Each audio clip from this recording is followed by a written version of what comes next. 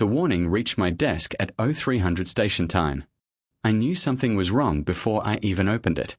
Not because of the security seals. Not because the transmission carried the authority stamp of the Galactic Council itself. Because nobody in the Council used the phrase final notice. Not unless they had already decided what came next. The file was thick. 312 pages.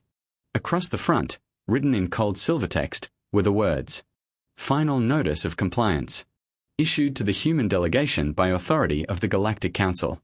I stared at those words for a long moment. Then I sat down slowly. My name is Cale Murrin. For 11 years, I served as humanity's ambassador to the Galactic Council, a political body representing more than 40,000 civilizations spread across known space. In those 11 years, I had negotiated ceasefires, trade corridors, territorial disputes, migration crises, and once spent 6 straight weeks mediating a war that nearly started over mining rights around a dead moon. I had seen angry council sessions before. I had seen threats. I had seen sanctions. But I had never seen this. And the worst part? On the morning that notice arrived, I was the only human within 4 light years. Outside the observation window of the Pathfinder, the conclave station floated silently against the stars. It was enormous.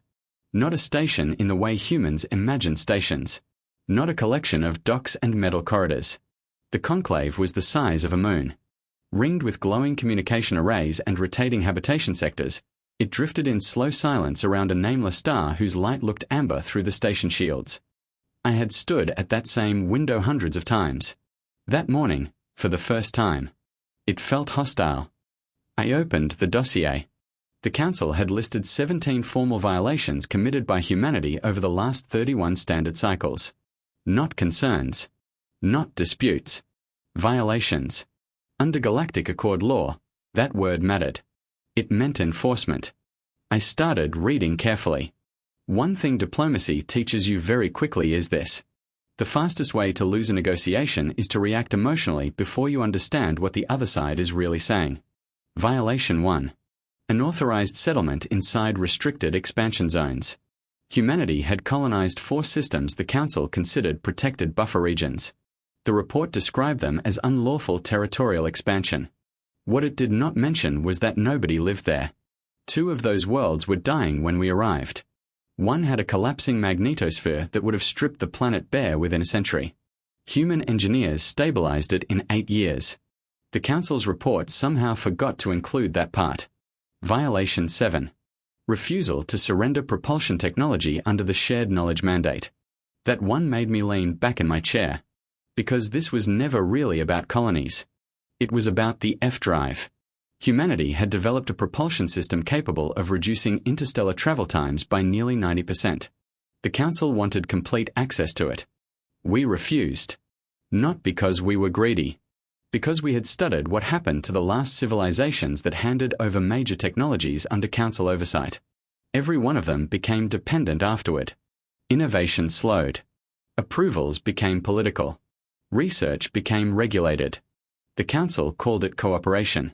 The affected species quietly called it ownership. Humanity had no intention of making the same mistake. Then I reached Violation 12. The Vega Station Incident. I stopped reading for a while after that. Because technically, they weren't wrong. Years earlier, one of our deep space communication relays accidentally interfered with a Council navigation beacon. A trade convoy had been forced off route for 11 days. Financial losses were significant. The Council documented every credit. What they did not document was that humanity identified the fault within 1 hour, started repairs immediately, and solved the problem in 11 days. The Council's own engineers estimated the repairs would have taken 3 months. We compensated every affected company within 72 hours. But none of that mattered inside the report. Because the report wasn't written to understand us. It was written to build a case. I kept reading. 17 violations. And with every page I realized something slowly. The Council wasn't accusing humanity of aggression. They were accusing humanity of refusing to slow down. At 0700 hours I received a summons to the central chamber. Full session. Mandatory attendance. That alone told me how serious this was. 40,000 civilizations did not gather for routine disciplinary actions. Word had spread. Everybody wanted to watch what happened to the humans. I changed into my formal diplomatic coat, drank the last of my coffee, and walked toward the chamber with absolutely no prepared speech. The council chamber was designed to make individuals feel small. And it succeeded. A massive circular hall stretched beneath a transparent ceiling filled with stars. Tier after tier of delegation platforms surrounded the central floor. Thousands of species occupied the chamber that morning. Some massive. Some microscopic inside atmospheric containment fields.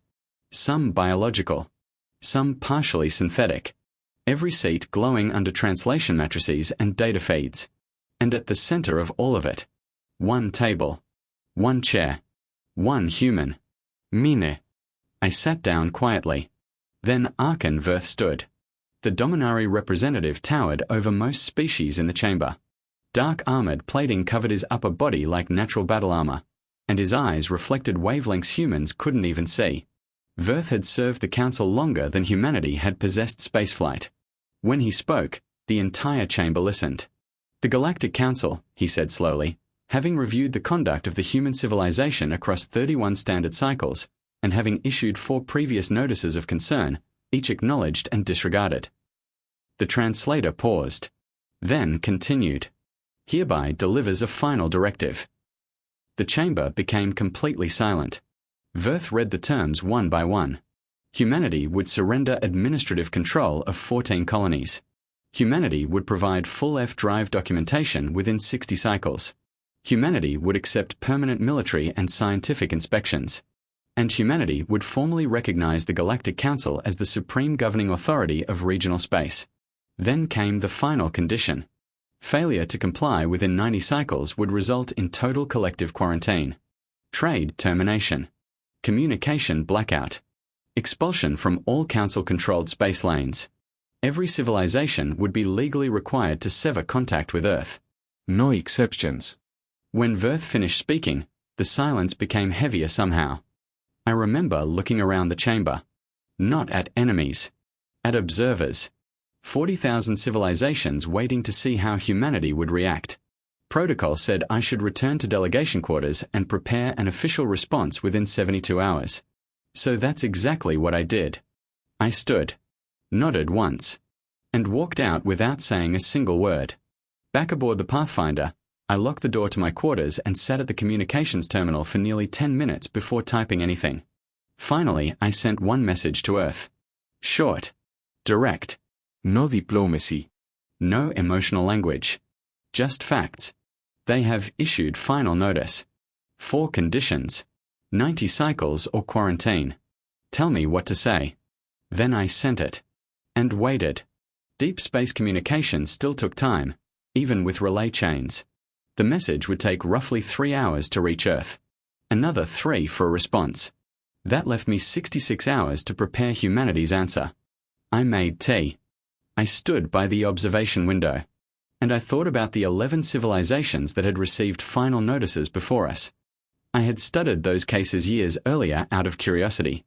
Only 2 species complied. The others resisted. None survived intact. Not because the Council destroyed them directly. That was the terrifying part. The Council simply isolated them. Cut trade. Cut communication. Cut movement. And over time, those civilizations slowly collapsed inward under the pressure of being alone. Isolation is patient. Eventually it wins. At least. It always had before. Exactly 6 hours after sending my message, a reply arrived from Earth. Faster than expected. And not from the diplomatic corps. Not from foreign affairs. Not from military command. It came directly from the Secretary General herself, Patricia Aldrin. 3 sentences. That was all. I read them once. Then again. And slowly. The fear I had been carrying since the dossier arrived began to disappear. Not because the situation improved. Because suddenly I understood something I should have understood from the beginning. The Council thought humanity feared isolation. They had completely misunderstood what kind of species we were. I read the message one more time. Then for the first time in 11 days. I smiled. and I began to prepare humanity's response. I spent the next 12 hours inside the Council archives, not reading humanity's file. I already knew what was in it. I was looking for something else. Patterns. If the Galactic Council believed quarantine would force humanity into compliance, then I needed to understand why they were so certain it would work. The archive systems aboard Conclave Station were enormous. Centuries of treaties, wars, economic records, species classifications, expansion disputes, Intervention historique. the accumulated memory of 40,000 civilizations. Most diplomats only accessed what they needed. I started reading everything, especially the cases the Council preferred people not talk about. The first thing that surprised me was how long they had been watching us. Humanity officially joined the Council 31 cycles earlier, but observation records showed Council probes had been studying Earth for more than a century before first contact. They had watched us before we reached the Moon, before we built orbital cities, before we understood what waited beyond our own system.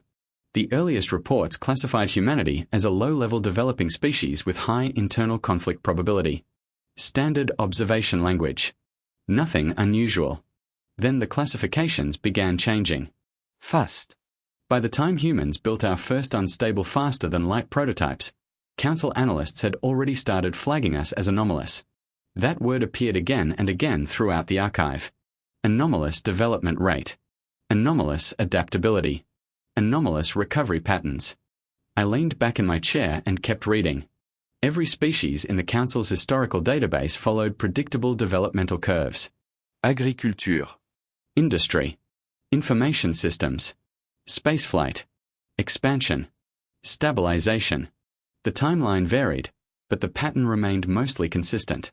Humanity did not follow the pattern correctly. Every time the models predicted we would slow down, we accelerated instead. War accelerated us. Disaster accelerated us. Scarcity accelerated us. Even failure accelerated us. One analyst summarized it perfectly in a report written decades earlier. This species responds to pressure by increasing velocity. I read that sentence 3 times. Then I found the line beneath it. Recommend continued observation. Do not interfere. Someone had underlined the final 3 words. Do not interfere. I stared at that for a long moment. Then I kept going. The quarantine cases were harder to locate. The Council avoided the term quarantine in official records. Instead, they used a colder phrase. Administrative Cessation Protocol. I found 14 historical cases. 12 involved civilizations receiving final notices similar to ours. 4 resisted. None recovered. At first glance, the pattern seemed simple. Isolation destroyed them. But the deeper I looked, the less certain I became. Because most of those civilizations had already depended heavily on the Council before sanctions began. Trade dependency. Technology dependency.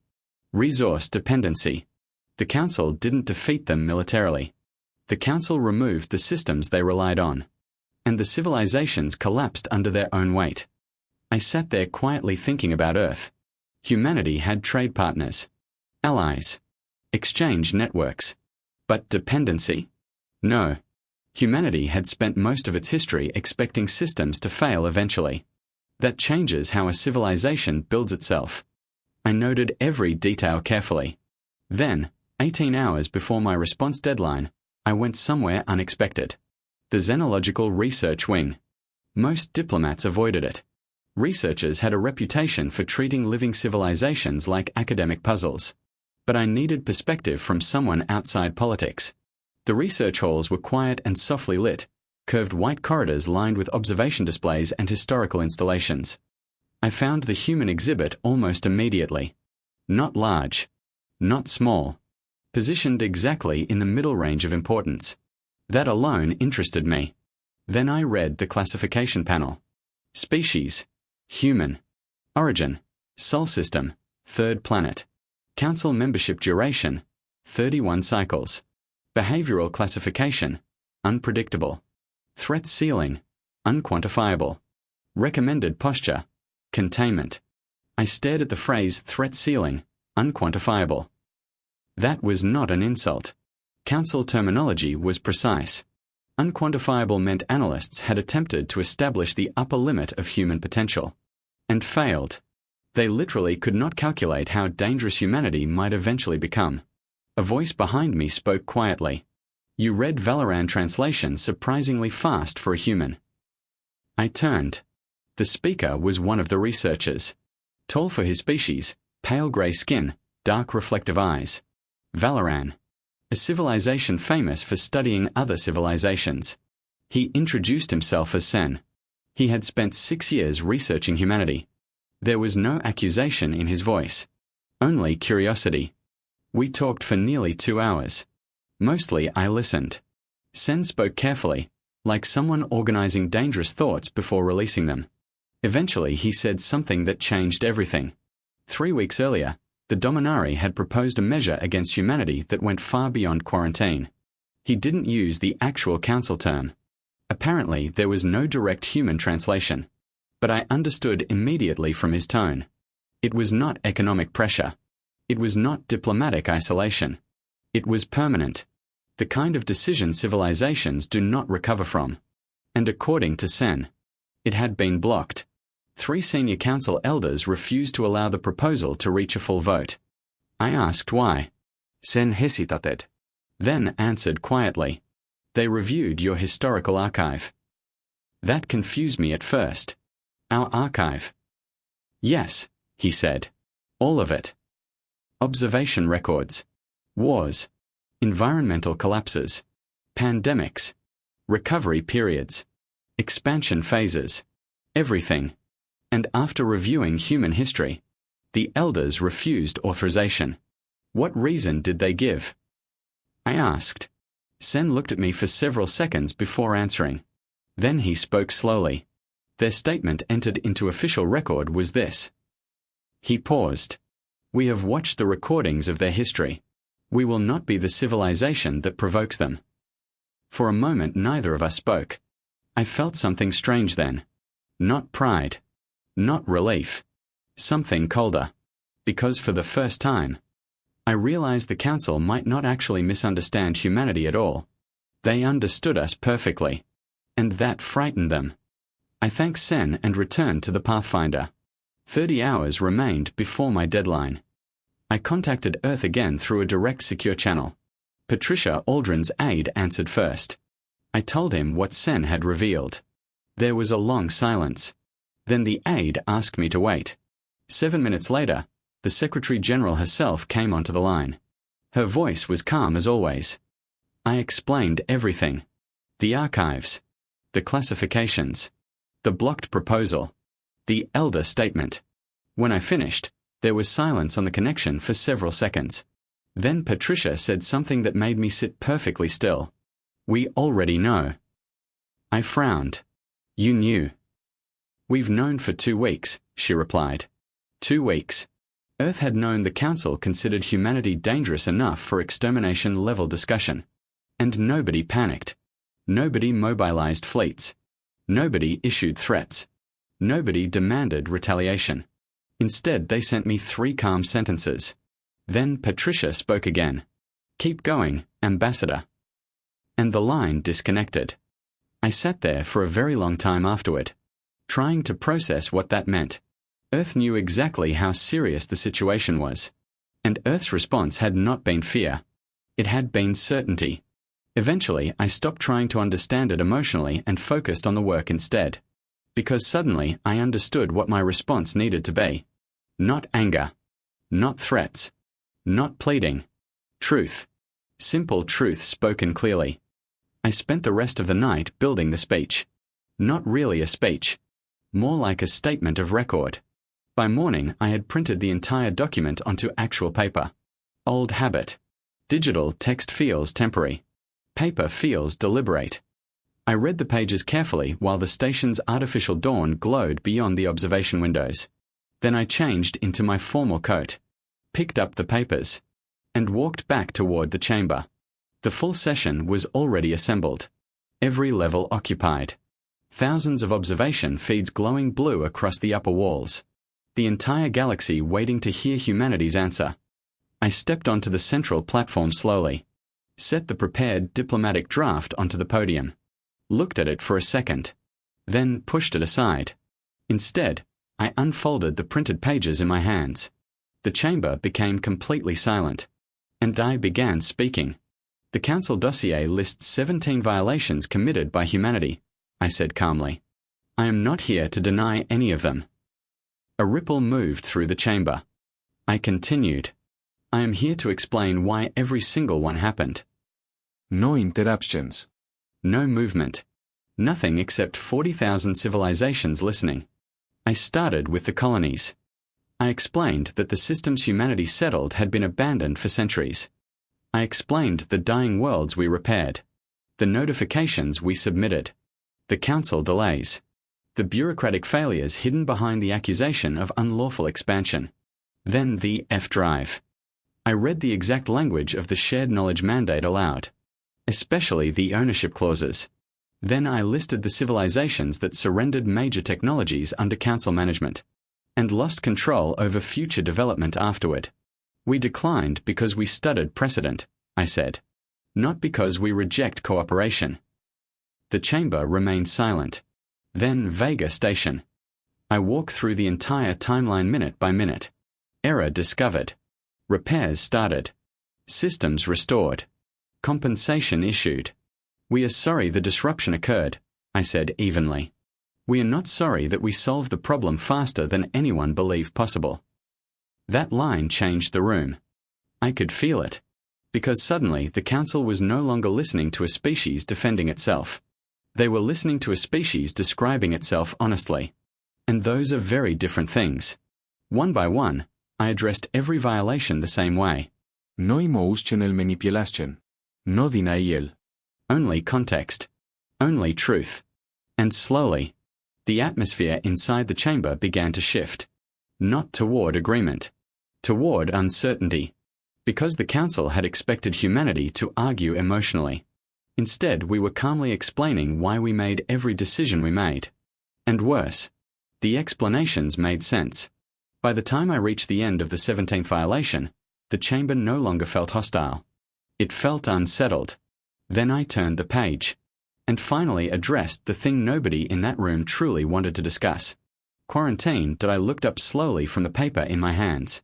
The Galactic Council, I said, has issued collective quarantine measures 14 times in the last 2,000 cycles. The chamber remained completely silent. I reviewed every case. Several delegates shifted slightly at that. Most of them probably assumed a human ambassador would spend the 72-hour response period preparing emotional arguments or political counteroffers. Instead, I had done homework.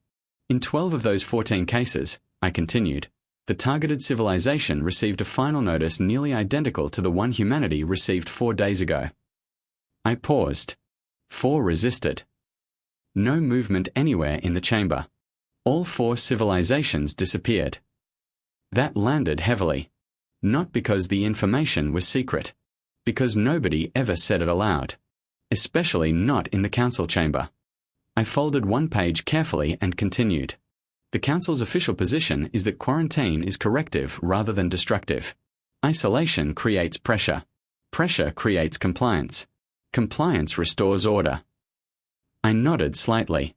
That logic is sound. Historically speaking, it works. I let the silence sit there for a moment. Then I said the sentence that changed the room. But humanity has a problem. Now I had their full attention. We do not respond to pressure correctly. The translation systems hesitated slightly on the word correctly. Then continued. I walked slowly across the platform. Our historical archive is available in your systems. Many of you have reviewed it yourselves. Some of you have studied us for more than a century. I looked toward the upper tiers. You already know this, even if you have never said it directly. I unfolded the next page. Human civilization has faced extinction-level events 7 documented times in our recorded history. I began listing them.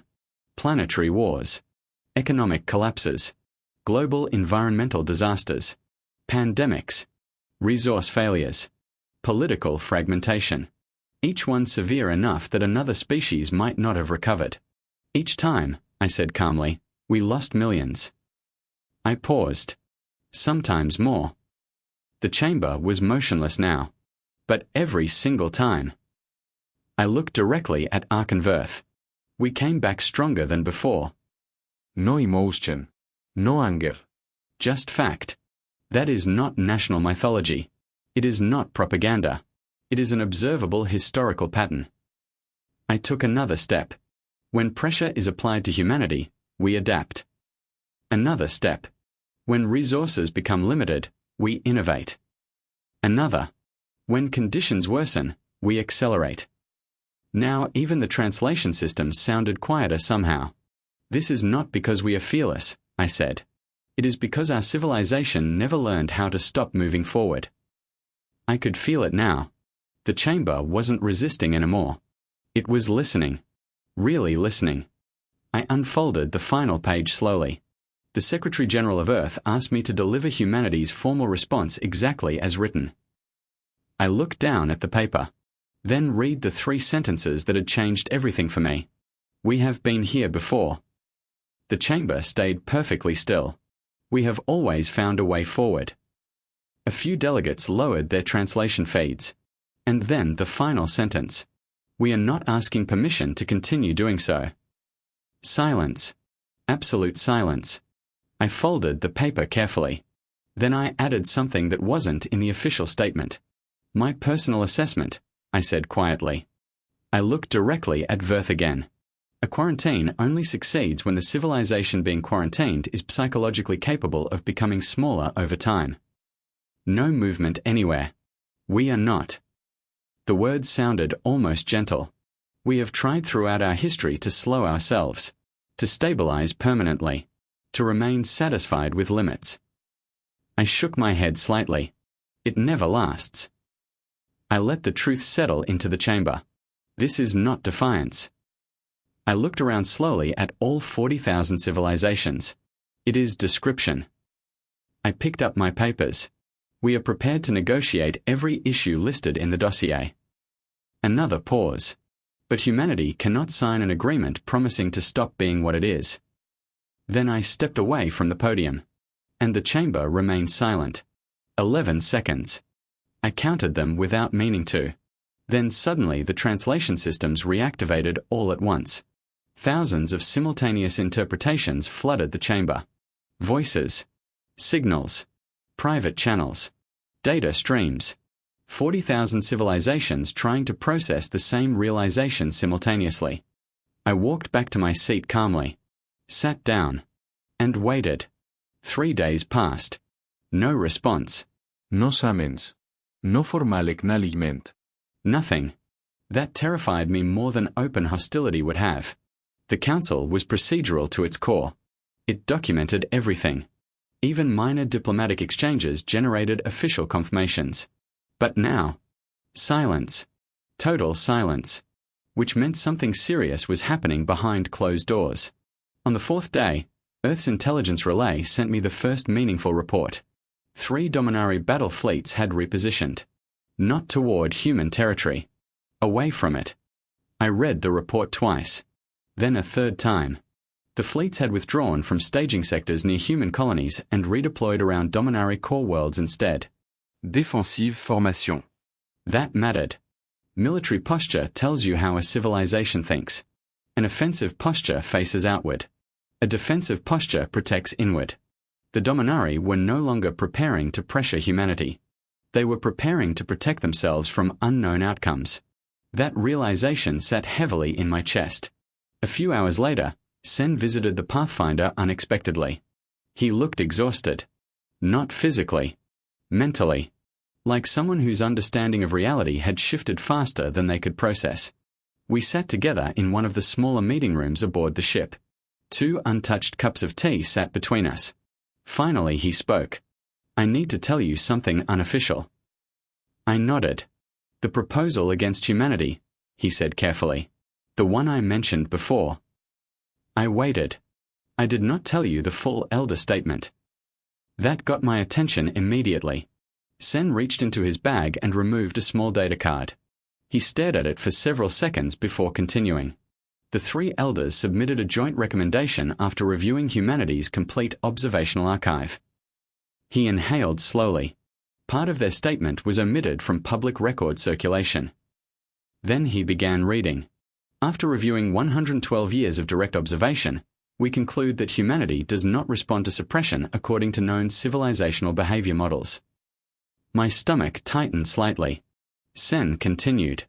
Every intervention scenario we applied produced the same result. External pressure accelerated human development rather than limiting it. I leaned back slowly. He kept reading. No historical evidence exists supporting the assumption that humanity can be permanently diminished through isolation, scarcity, or threat projection. Then came the final line. The line that explained everything. We believe any attempt to permanently restrict this species would eventually produce a version of humanity no longer interested in coexistence. The room became very quiet after that. I looked down at the cold tea in front of me. Finally, I asked the obvious question. What happens now? Sen was silent for a long moment. Then he answered honestly. The Council is trying to understand what humanity actually is. I frowned slightly. We are a civilization. No, Sen said quietly. You are something more difficult than that. He leaned forward slightly. The Council understands empires, expansion powers, militarized states, economic coalitions. We understand species that seek dominance. He paused. But humanity behaves differently. I waited. You expand because movement itself appears natural to you. That sentence stayed with me. Sen continued carefully. Your species does not pursue survival the way other civilizations do. Most civilizations seek stability eventually. Predictability. Balance. He looked directly at me. Humans appear to become uncomfortable when conditions stop changing. I almost laughed. Because he wasn't wrong. Our analysts cannot model that correctly, he admitted. Because your species keeps reinventing itself faster than projections update. He stood slowly. Then stopped near the doorway. There is a closed council session happening right now, he said quietly. Do you know the subject? Sen nodded. Then gave a tired smile. The question under discussion is this. He looked directly at me. How do you build a relationship with a civilization you cannot contain, cannot predict, and cannot outgrow? Then he left. I sat there alone for a very long time afterward. Not feeling victorious. That's important. This wasn't victory. Nobody had won anything. The Council wasn't evil. Humanity wasn't superior. This was something stranger. An ancient institution had encountered something it genuinely did not know how to classify. And that frightened everyone involved. That evening, another message arrived. Directly from Arkenvertha's private office. That alone was unusual. The Dominari almost never communicated privately. Especially not with humans. The message contained only 4 words. Written in English. Perfect English. A language Verth had never publicly used before. No translation matrix attached. No diplomatic formatting. Just 4 simple words. We understand you now. I stared at the message for a very long time. Then I stood at the Pathfinder observation window and looked out at Conclave Station glowing silently against the stars. Somewhere inside that massive structure, 40,000 civilizations were rethinking assumptions they had carried for thousands of years. And back on Earth, humanity was already moving forward. Later that evening, Secretary General Patricia Aldrin delivered a public announcement. She never mentioned the Council. Never mentioned the final notice.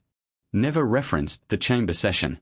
Instead, she calmly announced that 3 new deep space colony fleets had been approved for launch. Standard expansion operations. New worlds. New settlements. New routes. The timing wasn't a threat. That's what made it powerful. Earth wasn't reacting emotionally.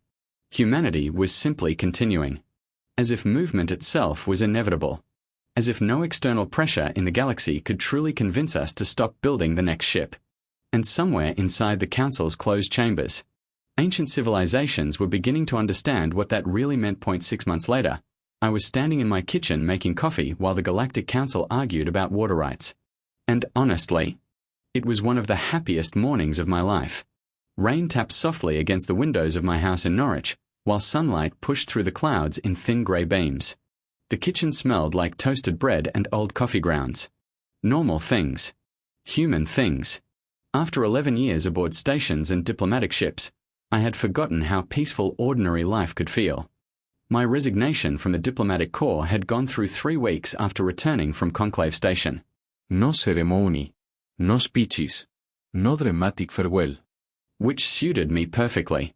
Humanity already had my replacement ready before I submitted the paperwork. Amara Osai, 29 years old. Linguist. Specialist in interspecies communication theory. Fluent in 14 languages and currently learning a 15th because apparently that still wasn't enough for her. I had met her during the transition briefing. 3 hours of reports, protocols, archived disputes, council histories, and procedural warnings. She listened quietly the entire time. At the end, she asked exactly 3 questions. All 3 proved she already understood the situation better than most senior diplomats ever would. I remember driving home afterward feeling something unexpected. Relief. Not relief from escaping responsibility. Relief from knowing the work would continue in capable hands. Now her voice played softly through the broadcast feed mounted in my living room. She was currently negotiating hydrological survey access with 4 council species operating near humanity's newest colonial sectors. Water agreements. Environmental compatibility. Trade mapping. Careful, practical diplomacy. The kind that never becomes famous but quietly determines whether future colonies survive. I leaned against the kitchen counter listening to her speak. Calm. Precise. Patient. Better than I ever was. And the strange thing was, that realization didn't bother me at all. Because humanity had never really been about individuals. That was the thing the Council had struggled to understand from the beginning. Humans do not move forward because one generation becomes extraordinary. We move forward because every generation leaves instructions for the next one. Mistakes become lessons. Lessons become systems. Systems become foundations. And then somebody younger builds something better on top of them. The failures I made during my early diplomatic years, Amara would never need to repeat them. Not because she was perfect. Because humanity learns collectively. That matters. A lot. The Council studied us as individuals for decades. Human psychology. Human aggression. Human adaptability. Human emotional behavior. But studying individual humans is not the same as understanding humanity itself. Because when several billion humans work across multiple generations towards something larger than themselves, the result becomes difficult to predict. Even for us. I poured another cup of coffee while Amara shifted the discussion toward atmospheric compatibility agreements. 3 council scientific bodies had already offered support for the new colonies. She accepted gracefully while preserving complete human operational independence. A delicate balance. And she handled it naturally. I smiled quietly. She probably didn't even realize how skilled she already was. Outside the kitchen window, my daughter Clara sat in the garden doing schoolwork beneath the old oak tree near the stone wall. She was 12, and completely unimpressed by my diplomatic history, which I secretly loved. To her, I wasn't the ambassador who stood before 40,000 civilizations during the largest political crisis in human history. I was just her father, the man who forgot where he left his reading glasses twice a week. The final notice technically still existed inside council archives. That part surprised a lot of people later. It was never formally withdrawn. Never cancelled. Never resolved. It simply stopped moving. Like an old storm warning nobody believed mattered anymore. No quarantine happened. No enforcement fleets arrived. Human colonies remained active. Trade routes slowly reopened. Conversations continued. Carefully. Quietly. Humanity still controlled the F drive. Though Amara had already begun negotiating a modified technology sharing framework with limited scientific access provisions. Progress was slow, but real. The Dominari fleets remained stationed around their own core systems. Defensive posture unchanged. At first many humans interpreted that as hostility. I didn't. I understood what it actually meant. Caution. The Council still didn't fully know what humanity might become. And ancient civilizations tend to react cautiously to uncertainty. Honestly, that was reasonable. What interested me more were the smaller changes happening at the edges of council space. 2 older member species quietly opened direct trade applications with human colonies. The Siri and the Law. Neither species had significant political influence. Both had remained mostly invisible inside council affairs for centuries. But now they were moving first. That mattered too. The Siri operated ancient twin worlds with infrastructure older than some civilizations. Quiet people. Careful thinkers. They arrived at one of humanity's outer colony hubs carrying industrial materials Earth needed badly. In exchange, humanity provided agricultural systems the Siri had never developed themselves. The entire exchange took 11 days. Both sides described it as highly successful. The Law moved even faster. They specialized in precision scientific instruments used throughout known space. Instead of going through council channels, they contacted Earth directly. Patricia Aldrin responded within 24 hours. Negotiations began immediately. The council observed all of this carefully. And for the first time in centuries, it chose not to interfere. Sen later described this to me perfectly during one of our occasional encrypted messages. The council is breathing slowly around humanity, he wrote. I thought about that line for days afterward. Because it was true. Ancient institutions were trying very hard not to react impulsively to something they did not fully understand. That takes wisdom. More wisdom than most people realize. After breakfast, I carried my coffee outside. Clara looked up briefly from her homework. You're listening to the council again, she said. Not a question. Children notice patterns frighteningly fast. A little, I admitted. She narrowed her eyes slightly. Are they still scared of us? The question caught me off guard. Months earlier she had asked me something similar after I returned home from Conclave Station. At the time I answered honestly. Yes. Now though, the answer felt more complicated. I sat down on the back steps quietly. I think, I said carefully, they're trying to understand us. Clara considered that seriously. Didn't they already study us? Yes. Then why don't they understand? I smiled faintly. Because honestly, that was a very human question. Studying something isn't always the same as understanding it, I said. She accepted that immediately and returned to her homework. I looked up at the sky. Blue. Calm. Empty from this distance. Somewhere beyond that sky, beyond Earth orbit and the cold dark between systems, 40,000 civilizations were slowly adjusting themselves around a new reality. Not because humanity threatened them.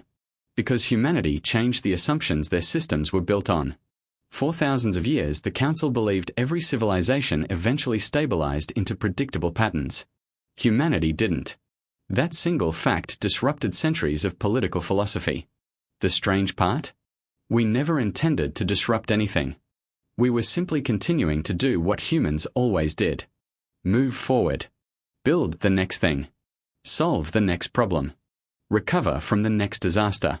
The Secretary General's 3 sentences still sat folded inside my desk drawer upstairs. I never framed them. Never displayed them publicly.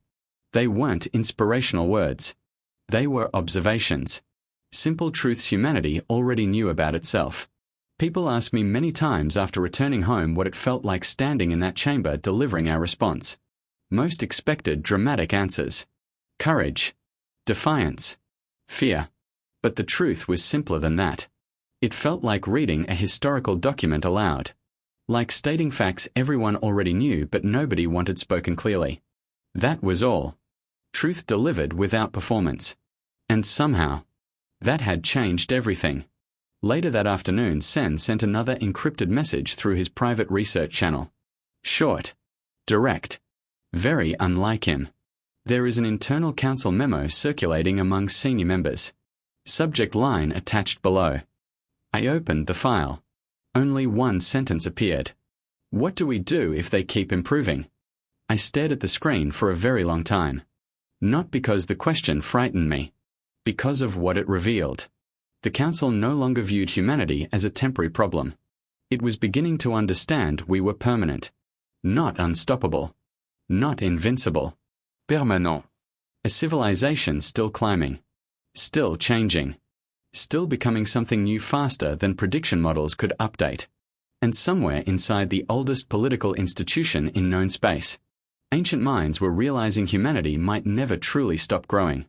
The strange thing was, humans already knew that. We always had. Because every generation inherits unfinished work from the one before it. And somewhere ahead of us, beyond every star we had reached so far, there would always be another horizon waiting. Humanity had never been very good at ignoring horizons. I looked out across the garden. Clara had fallen asleep in the grass beside her school books. The afternoon sunlight touched the edges of the oak tree while wind moved softly through the leaves. Peaceful, quiet, ordinary. And somewhere across the stars, entire civilizations were trying to understand how a species capable of standing calmly in moments like this could also become something impossible to contain when challenged. Honestly, I wasn't completely sure myself. Maybe nobody ever would be. A year after the final notice, the Galactic Council invited humanity to lead a joint exploration initiative beyond map space. Nobody said the words publicly, but everyone understood what it meant. The Council had stopped trying to contain us. Now it was trying to keep up. The proposal arrived through standard diplomatic channels while I was repairing a broken fence behind my house. I remember because Clara walked outside holding the tablet with a look of absolute disbelief on her face. "You're not going to believe this," she said. I took the tablet from her carefully. The message header carried the full seal of the Galactic Council. Beneath it was a simple request. Human participation requested for Outer Verge Survey Initiative. I read it twice, then a third time, and slowly started laughing. Not because it was funny, because it was impossible. 1 year earlier, the Council had debated whether humanity represented a structural threat to galactic stability. Now they wanted us leading expansion missions into unexplored space. Clara frowned at me. "Is that good?" I thought about it honestly, then nodded. "Yes," I said quietly. "I think it is." The Outer Verge sat beyond established Council routes, past the regions most civilizations considered practical for expansion. Unstable stars, poor navigation conditions, long-range supply problems. Too unpredictable, too expensive, too dangerous. Which meant, naturally, humanity was immediately interested. That was another thing the Council had finally started understanding. Humans hear warnings differently than most species. When another civilization hears impossible, they usually think stop. Humans tend to hear try anyway. The official explanation for the initiative was scientific cooperation, shared mapping operations, joint research opportunities, mutual expansion frameworks. All technically true. But Sen later sent me the private Council summary. The real reason was written in one sentence. If humanity is going to continue accelerating, it is strategically wiser to move beside them than stand in front of them. I read that line several times. Not because it sounded threatening, because it sounded honest. The Council had finally accepted something fundamental. Humanity was not a temporary political problem. We were part of the future now. And the smartest minds in the galaxy had decided adaptation was better than resistance. That realization changed everything. Trade with human colonies expanded rapidly after the initiative announcement. Species that had spent decades cautiously avoiding us suddenly became interested in partnerships. Not because they trusted us completely. Trust takes time. Because they realized humanity was going to keep moving outward regardless. And civilizations prefer relationships with growing powers rather than isolation from them. The Siri established permanent agricultural exchanges with 3 human frontier systems. The law opened joint research facilities near Mars orbit. Several smaller Council species began sending students to Earth universities. That last one surprised me most. Not the students themselves. The subjects they wanted to study. Human history. Human engineering. Human disaster recovery systems. One Valoran research paper became especially famous inside academic circles. Written jointly by Sen and 6 other xenological analysts. The paper's title spread through Council networks faster than almost any political document in recent memory. Humanity and the Persistence Instinct. I eventually received a copy. Most of it was highly technical. Behavioral projections. Historical modeling failures. Civilizational adaptation analysis. But one paragraph stayed with me. The paper argued that humanity's greatest strength was not intelligence, aggression, or technological growth. It was psychological continuity. The simple refusal to accept endings as permanent. The researchers concluded this trait appeared so deeply rooted in human civilization that external suppression often reinforced it rather than weakening it. In other words, the harder conditions became, the more determined humans grew. Again, none of this sounded dramatic to me, because humans already knew. We lived this way long before we reached the stars. The Council was simply discovering it for the first time. One evening Sen visited Earth personally. Officially for research exchange discussions. Unofficially, I think he just wanted to see humanity outside observation reports. I pick him up from the transport station outside London. During the drive back to Norwich, he spent most of the time staring silently out the window. At one point, we passed a football field where children played in heavy rain while parents shouted encouragement from the sidelines. Sen watched them carefully. Finally, he asked something quietly. Why are they still playing? I glanced at the field. Because the game isn't finished. No, he said slowly. The weather conditions are terrible. I laughed. That's normal here. He kept watching. They appear happy. They are. He looked genuinely confused by that. Later that night, after dinner, Clara asked him the same question she once asked me. Are council species still scared of humans? Sen considered the question seriously. Then answered with complete honesty. Yes. Clara blinked. Why? Sen looked toward the window for a moment before answering. Because your species treats difficulty differently than ours do. He spoke carefully. Most civilizations seek stability after surviving hardship. Humanity appears to seek new hardship once stability arrives. Clara thought about that. Then nodded slowly like it made perfect sense. Honestly? To humans, maybe it did. A few months later Amara Osai delivered what historians would later call the Norwich Address. Not because it happened in Norwich. Because she quoted something I once said there privately during an interview. The council chamber was full again when she spoke. Thousands of civilizations listening. But this time the atmosphere was different. No hostility. No fear. Careful curiosity. Amara stood calmly at the central platform and said something that would eventually spread across half the galaxy. Humanity does not wish to rule the stars, she said. We wish to reach them. Simple sentence. Massive difference. Then she continued. If we build quickly, it is because there is still more to build. If we expand, it is because there are still places waiting to become homes. If we continue moving forward, it is because stopping has never been the purpose of being alive. Sen later told me the chamber remained silent for 9 full seconds after she finished. Not shock silence. Thinking silence. The kind that happens when an idea settles deeply. The council never formally apologized for the final notice. Ancient institutions rarely apologize directly. Instead, they changed procedures. Quietly. Slowly. A new classification framework appeared inside council law 2 years later. Adaptive civilizations. Only one species occupied the category. Humanity. The official description read, civilizations demonstrating persistent growth under external pressure conditions and historically resistant to long-term containment modeling. Beneath that classification sat a recommendation written by unanimous council vote. Preferred diplomatic posture. Cooperative engagement. When I first read that line, I sat quietly for several minutes.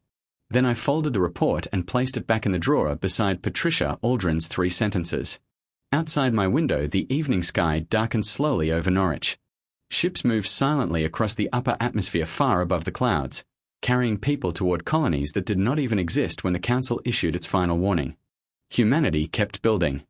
The Council kept adapting. And somewhere far beyond map space, exploration fleets were already preparing routes toward stars nobody had reached yet. The thing most people misunderstand about that period is this.